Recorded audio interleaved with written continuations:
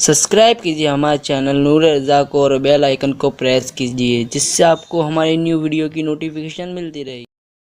और अंबियाए किराम अलैहिमुस्सलातु व तस्लीम सब इज़्ज़त वाले, सब शान वाले, लेकिन उन सब से एक इनफिरादी शान हुजूर अकरम सल्लल्लाहु अलैहि वसल्लम की है। वो ये है कि और अंबियाए किराम को अल्लाह तबारक व ताला ने जो शान अता फरमाई थी और अंबियाए किराम को चीदा चीदा शान जो अल्लाह ने दी थी, वो सारी शान अल्लाह तबारक व ताला ने अपने हबीब सल्लल्लाहु अलैहि वसल्लम के अंदर जमा फरमा दी। जैसे मिसाल के तौर पर किसी को एक शान दी, यानी एक मोजज़ा दिया, एक खुसूसियत दी, किसी को 2 दी, किसी को 3 दी, किसी को 4 दी, किसी को 5 दी, किसी को 6 दी, किसी को 7 दी, किसी को 8 दी, और सबसे ज़्यादा किसी को मोजज़ात दिए तो वह हज़रत मूसा अलैहिस्सलाम को दिए, और उसकी पूरी तादाद बयान की जाती है 9। कुरान में अल्लाह ने फरमाया 9 फरमाया, हमने 9 उनको शाने दी, उनको 9 आयात दी, उनको यानी 9 मोजज़ात दी। ये आप गौर फरमाएं कि हज़रत मूसा अलैहिस्सलाम की पूरी ज़िंदगी में जो कुरान मोजज़ात बयान कर रहे तादाद कितनी है? 9 हैं। हुजूर अकरम सल्लल्लाहु अलैहि वसल्लम तो एक दिन में कई कई मोजज़ात दे, एक दिन में। तो सारे अंबियाए किराम को जो खुसूसियतें मोजज़ात दिए वो हमारे हुजूर को दिया, और हुजूर को जब दिया तो हुजूर अकरम सल्लल्लाहु अलैहि वसल्लम को वो मोजज़ात बदरजे अतम दिए, यानी उनकी सारी खुसूसियात इनमें जमा की और बदरजे अतम जमा की। एक बात। और दूसरी बात ये है कि जो उनको नहीं दिया वो हमारे नबी को अता फरमाया, यानी उनमें जो था वो सब बदरजे अतम यहाँ मौजूद है, उनमें जो था वो सब बदरजे अतम यहाँ मौजूद है, और जो उनमें नहीं था वो भी अल्लाह ने हमारे महबूब सल्लल्लाहु अलैहि वसल्लम को अता फरमाया। खुसूसियत क्या है देखिए, थोड़ा सा इशारा देते हैं फिर आगे बढ़ते हैं। हर नबी खुदा की वहदानियत की गवाही देते हैं कि अल्लाह एक है, लेकिन सुन कर देते हैं। तन्हा अपने नबी है जो देख कर देते हैं। सारे नबियों ने सुनकर गवाही दी और अपने नबी ने देख कर गवाही दी। हर नबी किसी एक बस्ती के लिए नबी बनकर आए, एक इलाके के लिए नबी बनकर आए, किसी खित्ते के लिए नबी बनकर आए, बास किसी कबीले के लिए नबी बनकर आए। तन्हा अपने नबी है जो तमाम आलमीन के लिए नबी बनकर आए, आलम के लिए नहीं, आलम के लिए नहीं। अगर आलम की बात होती तो अंदाजा होता कि मशरिक से लेकर मगरिब तक, शिमाल से लेकर जुनूब तक, आसमान से लेकर तहतुस्सरा तक ये एक आलम है, लेकिन आलम के लिए नबी नहीं है, वो आलमीन के नबी हैं, आलमीन के नबी। अल्लाह अकबर, जरा गौर फरमाएं। बल्कि जो नबी जिस बस्ती के और जिस इलाके के लिए नबी बन करके आए तो उनका दायरे कार और उनका इख्तियार उसी पर महदूद था। जैसा कि इंजील में भी लिखा हुआ है कि एक औरत, बूढ़ी औरत किसी दूसरी बस्ती से, दूसरे इलाके से अपनी एक मरीज बेटी को लेकर के आई हजरत ईसा अलैहिस्सलाम के पास और कहने लगी, ए अल्लाह के पैगंबर, ए अल्लाह के नबी, मेरी ये बेटी बीमार है और मैंने सुना है कि आप बीमारों पर हाथ रखते तो उन्हें शिफा हो जाती है, तो आप मेरी बेटी को अच्छा कर दें। तो हज़रत ईसा अलैहिस्सलाम ने फरमाया कि मेरा दायरे कार, मेरा दायरे इख्तियार इस इलाके के लिए महदूद है। अब उस इलाके से चूंकि आप आई हैं तो इसलिए वहां के लिए मैं नबी बनकर नहीं आया, इसलिए वहां मेरा मामला नहीं है। आपने जो है उसको ये फरमा दिया, लेकिन अपने नबी की शान देखें। अल्लाह अकबर। अगर मशरिक में कोई है तो मशरिक तक फैज जारी है, मगरिब में कोई है तो मगरिब तक फैज जारी है, और हद तो ये है कि जब जमीन के ऊपर है तो भी जारी है, जमीन के अंदर है तो भी जारी है।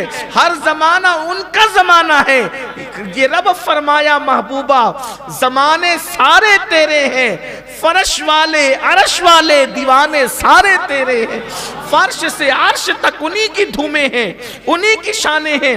بلکہ آپ نے مجھ سے اس سے پہلے بھی یہ سنا ہے کہ ایک روایت جو پطرس کی ہے کہ پطرس نام کا وہ فرشتہ جب ولادت امام حسین کے موقع پہ شفا مانگنے کے لیے آیا تو حضور علیہ السلام نے یہ نہیں فرمایا کہ میں زمین کا رسول ہوں، آسمان تک میری رسائی نہیں ہے، بلکہ اس آسمان والے کو بھی مصطفیٰ جان رحمت نے شفا عطا کر کے باذن اللہ یہ بتا دیا کہ جیسے زمین میں اختیار میں ہے ویسے آسمان بھی اللہ نے میرے اختیار میں عطا فرمایا۔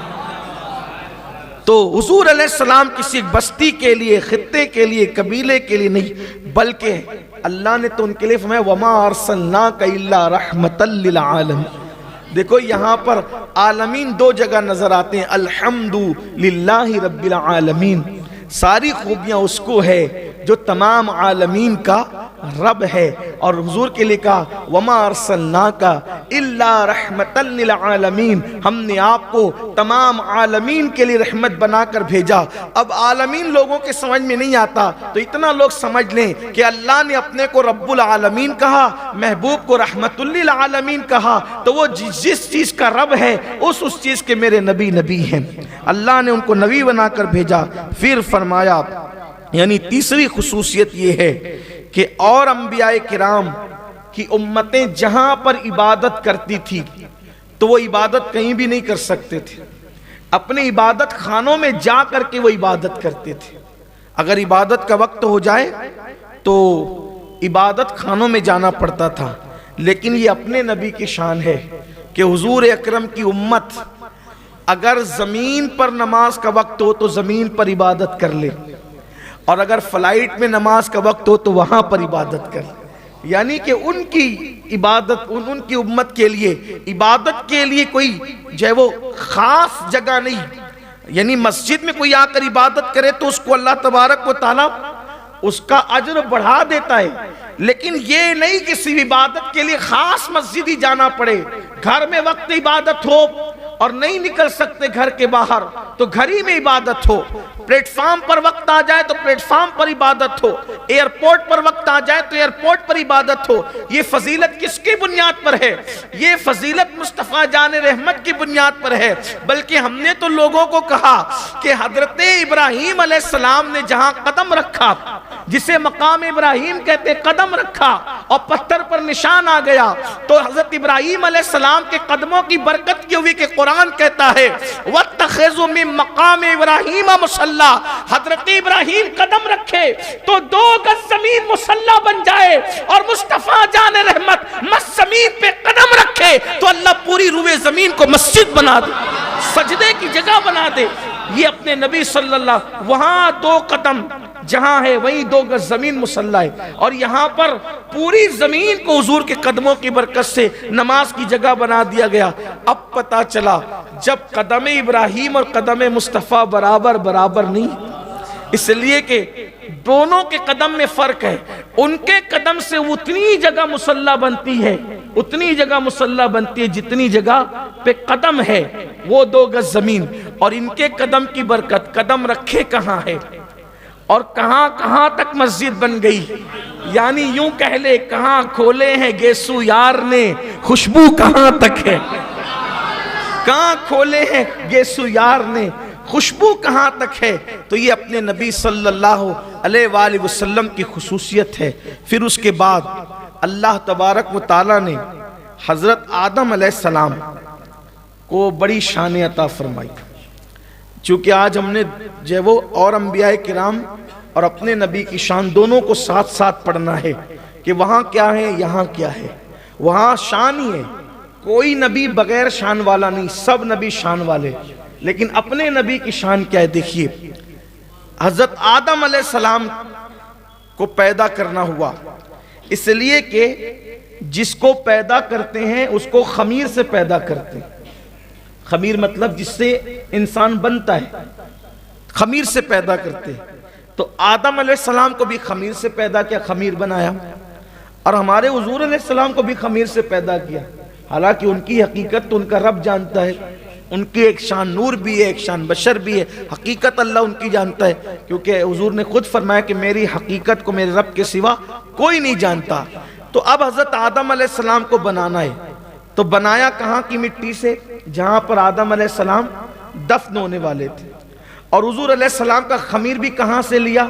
جہاں حضور علیہ السلام دفن ہونے والے تھے۔ دفن تو حضور کو ہونا ہی تھا نا، آخری آرام گاہ تو بننی تھی، حضرت آدم علیہ السلام کی بھی آخری آرام گاہ بننی تھی، لیکن اب دونوں کے خمیر کے لیے فرق کیا ہے؟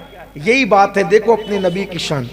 خمیر آدم بنانے کے لیے زمین سے حصہ اٹھایا جاتا ہے، خمیر آدم بنانے کے لیے مٹی زمین سے اٹھائی جاتی ہے، حصہ زمین سے اٹھایا جاتا ہے، اور پھر وہ مٹی جنت میں لے جائی جاتی ہے۔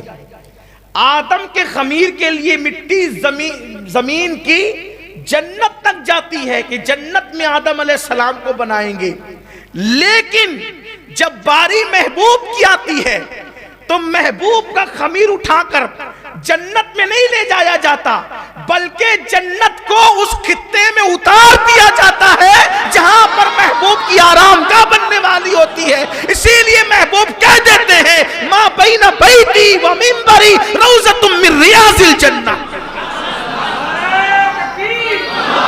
ان کے لیے خمیر جنت تک گیا، ان کے لیے خمیر جنت تک گیا، ان کے لیے جنت خمیر گاہ تک چلی آئی۔ ان کے لیے یہ اپنے نبی کی شان ہے، یہ اپنے نبی صلی اللہ علیہ وآلہ وسلم کا مقام ہے۔ واللہ ایسی شان والا کوئی، اسی لیے تو میرے امام نے کہا سب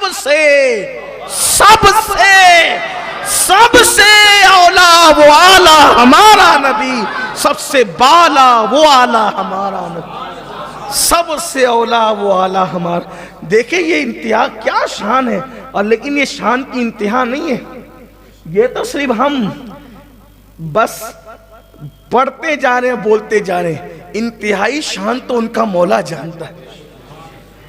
جب ابتدا کی ہے، بھئی یہ پیدائش کی بات ہے نا، جب دنیاوی ظاہری زندگی کی ابتدا کا یہ حال ہے، تو پھر ابتدا تو ایسی ہے، انتہا خدا جانتا، اور انتہا خدا ہی جانتا ہے، کوئی نہیں جانتا۔ پھر دوسری بات کہ آدم علیہ السلام کو بنایا، تو آدم علیہ السلام کو بنانے کے بعد ان کے اکرام و اجلال اور تکریم کے لیے فرشتوں کو حکم دیا آدم کو سجدہ کرو۔ کیا کہا؟ آدم کو علیہ السلام سجدہ۔ لوگ جان جائیں میرا آدم کیا ہے، میرا خلیفہ کیا ہے، انی جائل فی الارض خلیفہ، کہا نا میرا خلیفہ کیا ہے، لوگوں کو پتا چل جائے۔ اور پہلے ہی دن آدم علیہ السلام کو سجدہ کروایا۔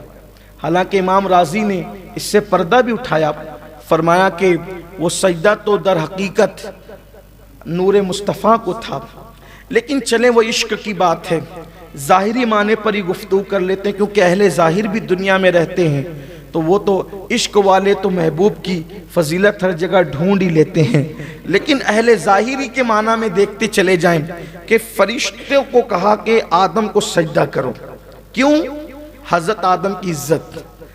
اب آدم کی عزت علیہ السلام یہ ہے، فرشتے سجدہ کرتے، محبوب کی عزت کیا ہے؟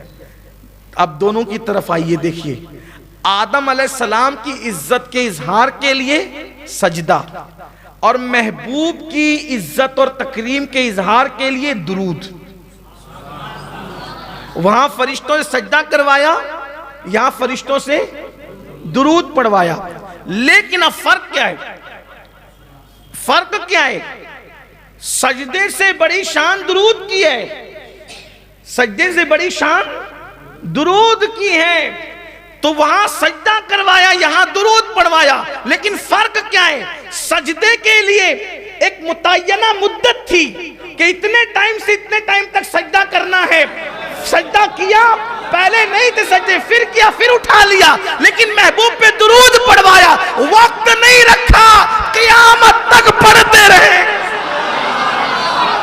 حتیٰ کہ حبیب قیامت میں آئیں گے، حتیٰ کہ حبیب قیامت میں آئیں گے تو بھی فرشتے ان کو اپنے جلو میں لے کر درود پڑھتے ہوئے آئے۔ یہ شان ہے۔ پھر دوسری خاص بات، جب فرشتوں کو حکم دیا اسجد لی آدم، آدم کو سجدہ کر،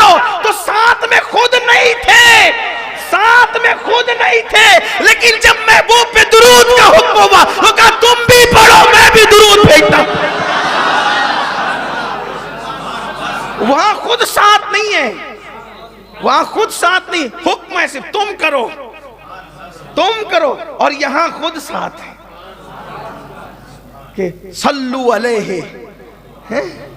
اچھا پھر ایک خاص بات یہ ہے کہ بندوں کو بھی کہا کہ تم بھیجو, بندوں کو کیا کہا تم بھیجو, لیکن درود ایسا عمل ہے یہاں عقل انسانی دنگ رہتی ہے. اللہ کہتا ہے تم بھیجو صلو علیہ, ان پر تم درود بھیجو, اور جب بندہ درود پڑھنے لگتا ہے تو کہتا ہے اللہم صلی علی محمد, اللہ تو بھیج.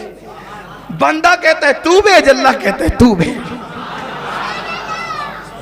یعنی بندے کی زبان میں اتنی طاقت نہیں ہے کہ وہ محبوب پہ درود بھیج سکے, بلکہ وہ عرض کرتا ہے نماز پڑھ سکتا ہوں, میں خود پڑھ سکتا ہوں, روزہ خود رکھ سکتا ہوں, زکوٰۃ خود دے سکتا ہوں, حج خود کر سکتا ہوں, لیکن محبوب کے شایان شان درود میں نہیں بھیج. تو بندہ عاجز ہو کے کہتا ہے مولا تیرا حکم تو ہے, لیکن میں اتنا کہتا ہوں کہ تو بھیج, اس لیے کہ تو بھیجے گا تو اپنی شان کے مطابق بھیجے گا, اور اللہ بھی محبوب پہ درود بھیج رہا ہے. دیکھو یہ اپنے نبی کی شان, یہ اپنے نبی صلی اللہ علیہ وسلم کی شان. تیسری چیز, آدم علیہ السلام کو ابو البشر بنایا اجساد کے اعتبار سے.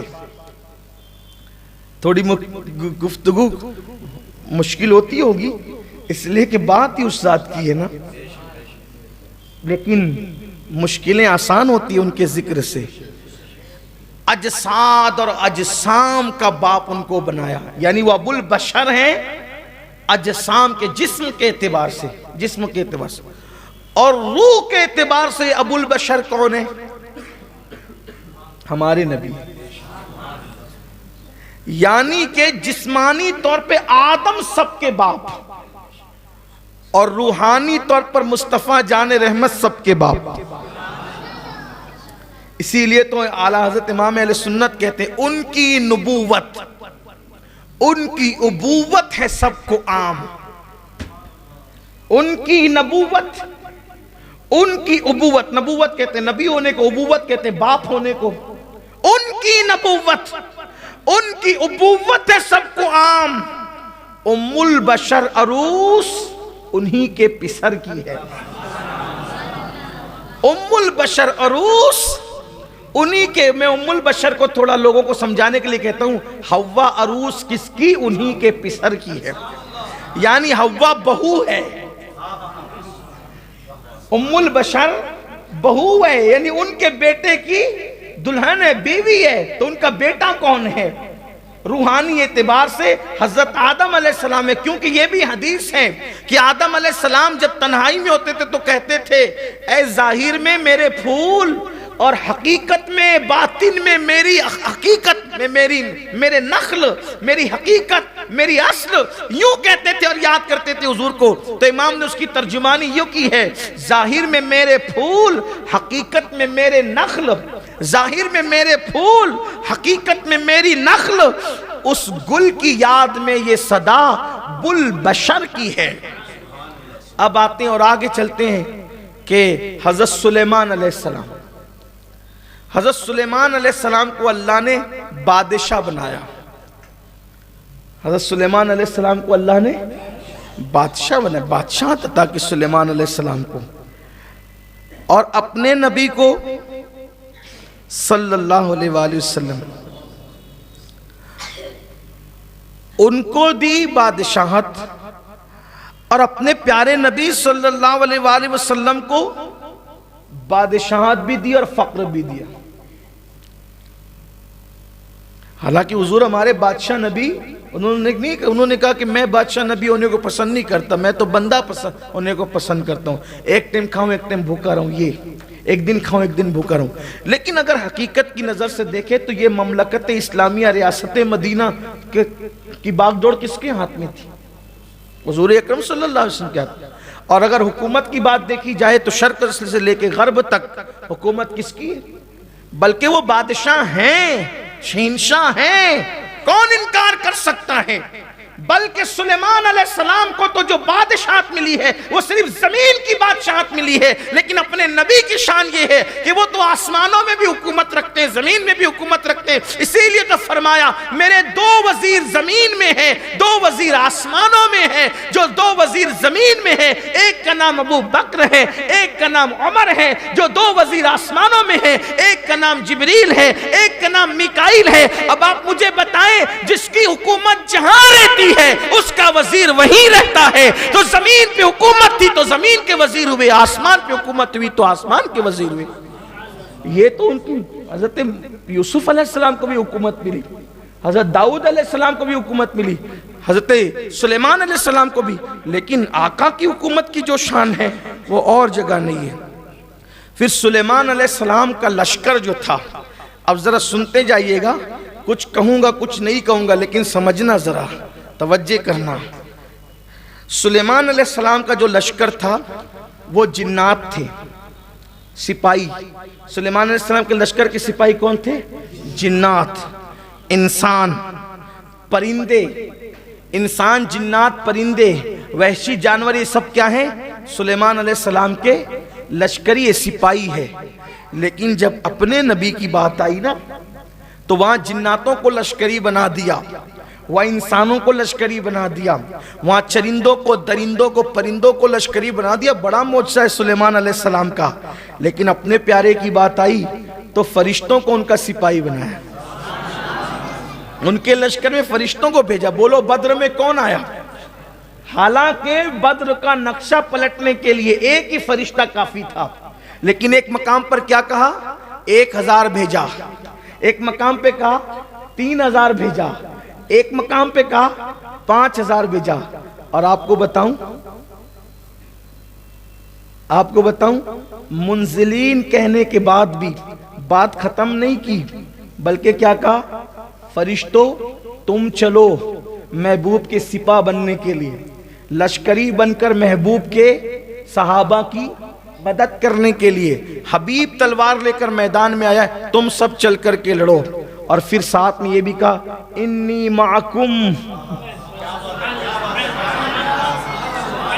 فرشتوں کو تو بھیجا ہی بھیجا، انی معکم کا میں بھی تمہارے ساتھ، میں بھی انی معکم، میں بھی تمہارے ساتھ ہوں۔ یہ شان صرف مصطفیٰ جان رحمت کی، حضور علیہ الصلوۃ والتسلیم کسی کو یہ شان نصیب نہیں ہوئی۔ پھر سلیمان علیہ السلام کو پرندوں کی بولیاں سکھائی۔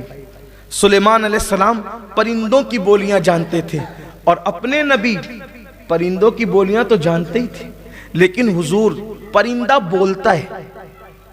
سب مذہب کے لوگ، سب مسلک کے لوگ، سب مکتب فکر کے لوگ جانتے ہیں کہ پرندہ بولتا ہے، چڑیا چہچاتی ہے، بولتی ہے، زبان ہے تو بولتی ہے، میں نا کرتی ہے نا، کچھ تو معنی ہے اس کے، سمجھنے والے سمجھتے ہیں۔ پپیہا پی پی کرتی ہے، حضرت بیدم شاہ وارسی اور امیر خسرو کے انداز میں کہیں تو وہ پپیہا پی پی اپنے یار کو پکارتی، یعنی کہ ہر پرندے کی، چرندے کی، درندے کی بولی ہے، کیونکہ ان کے منہ میں زبان ہے۔ وہ اللہ نے سلیمان علیہ السلام کو پرندوں کی بولیاں سکھائی، اور اپنے نبی کو پتھروں کی آواز سننے کا اللہ تبارک و تعالیٰ نے ملکہ عطا فرمایا۔ حضور علیہ السلام فرماتے ہیں کہ میں، مسلم شریف کی حدیث ہے کہ میں اس پتھر کو ابھی تک پہچانتا ہوں جو اعلان نبوت سے پہلے مجھ پر درود و سلام پڑھتا تھا۔ اب یہاں ایک مسئلہ اور حل ہو جاتا ہے، ایک مسئلہ یہاں اور حل ہو جاتا ہے۔ کچھ لوگ کہتے ہیں کہ نبی کو 40 سال کے بعد نبوت ملی، 40 سال پہلے تو وہ خود نہیں جانتے تھے کہ وہ نبی ہے کہ نہیں ہے، یہ بات کہی جاتی ہے، بڑے جھگڑے اس پر ہیں۔ تو مسلم شریف میں یہ حدیث ہے، چونکہ صحیح ستہ میں ہے۔ اب میں لوگوں سے پوچھتا ہوں کہ یہ کیسی عجیب بات ہے کہ جس کو نبوت دینی تھی اس کو ہی نہیں، یا جس کو نبوت دی اس کو ہی نہیں بتایا کہ آپ نبی ہیں، اور پتھر کو بتا دیا کہ یہ نبی ہے۔ تو فضیلت آپ کس کی ثابت کر رہے ہیں؟ اور ایک خاص بات، پھر اپنے نبی کی شان بھی یہاں بڑھتی، دیکھو کوئی نبی کی شان گھٹا نہیں سکتا، جو گھٹانے جائے گا نا پھر وہ بڑھی جائے گی۔ تو مخالف نے کیا کہا؟